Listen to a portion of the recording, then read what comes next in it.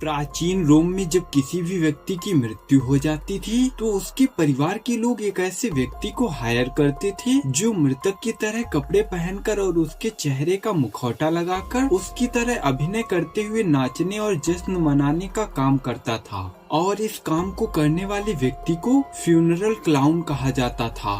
प्राचीन रोम में लोगों का ऐसा मानना था कि इससे मृतकों की आत्माएं शांत होती हैं और जीवित लोगों को खुशी मिलती है। अंतिम संस्कार के दौरान यह जोकर डेड बॉडी के साथ दौड़ती और मजाक करते थे। हालांकि सुनने में यह काम बेहद अजीब लगता है, लेकिन उस समय इन क्लाउन्स को बहुत ज्यादा सम्मान दिया जाता था और यहाँ तक कि उन्हें सम्राट के अंतिम संस्कार में उनका मजाक उड़ाने का मौका मिलता था और इसके बदले उन्हें अच्छी खासी रकम भुगतान की जाती थी। मिस्टिफाई हिस्ट्री टीवी के एक और नए वीडियो में आपका स्वागत है। इस वीडियो में आप इतिहास से जुड़ी 7 ऐसी बेहद अजीब और हैरान कर देने वाली जॉब्स के बारे में जानेंगे जिनके बारे में आपने इससे पहले तक शायद ही सुना होगा। सो वीडियो में अंत तक जरूर बने रहना।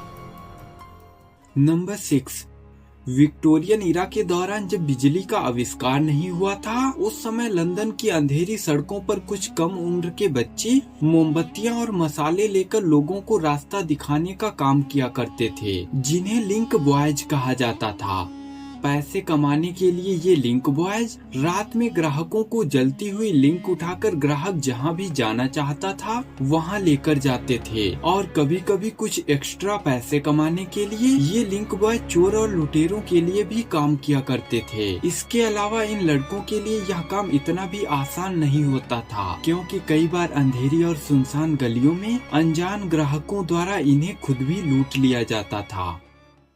नंबर 5, टॉसर्स के बारे में हम इस सीरीज की पहले की वीडियो में बात कर चुके हैं। विक्टोरियन इरा में टॉसर्स के जैसी ही एक और जॉब हुआ करती थी, जिसे करने वाले लोगों को मडलॉक कहा जाता था। इन मडलॉक का काम टेम्स नदी के किनारों पर कीचड़ में गिरी हुई सोने चांदी जैसी बेशकीमती चीजों को ढूंढना होता था और जब इनमें से कोई भी चीज उन्हें मिल जाती थी तो वे उसे नदी के किनारे पर ही बेच दिया करते थे। इतना ही नहीं, कभी कभी इन्हें कीचड़ में भी मिल जाया करती थी और ये मडलाक ज्यादातर बच्चे हुआ करते थे।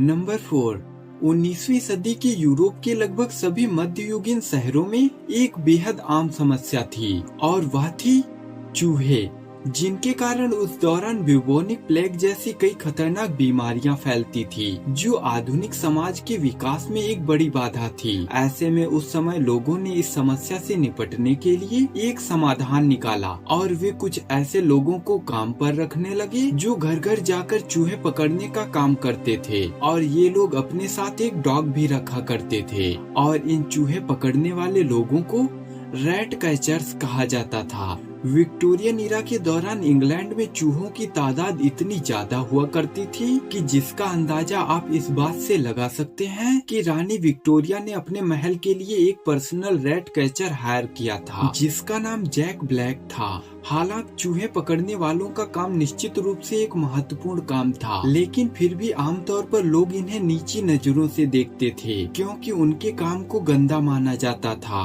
और दूसरे लोगों को उनसे बीमारी फैलने का भी डर बना रहता था।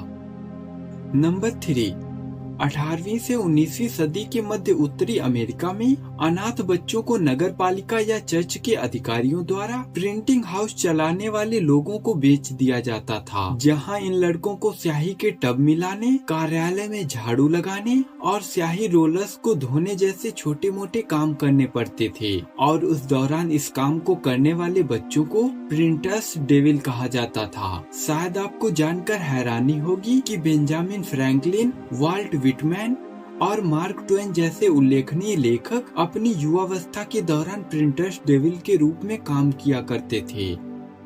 नंबर 2, एंशिएंट ग्रीस में ओलंपिक के दौरान जो एथलीट होते थे वे नेकेड ही गेम्स में पार्टिसिपेट किया करते थे, जिससे गेम के दौरान वे पसीने और मिट्टी में काफी ज्यादा गंदे हो जाया करते थे और उनकी साफ सफाई करने के लिए कुछ लोगों को काम पर रखा जाता था, जिन्हें जिम्नासियर कहा जाता था। जिम्नासियर का काम एथलीटों की तेल मालिश करना और मैच के बाद उनकी सफाई करना होता था। हालांकि सुनने में यह काम गंदा लगता है, लेकिन उस समय अमीर लोगों के बीच इस पद की काफी ज्यादा मांग हुआ करती थी, क्योंकि उस समय इसे एक परोपकारी व्यवसायों का प्रतीक माना जाता था। और इस काम को करने के लिए व्यक्ति की आयु 30 से 60 के बीच और उसके पास बहुत सारा धन होना आवश्यक था।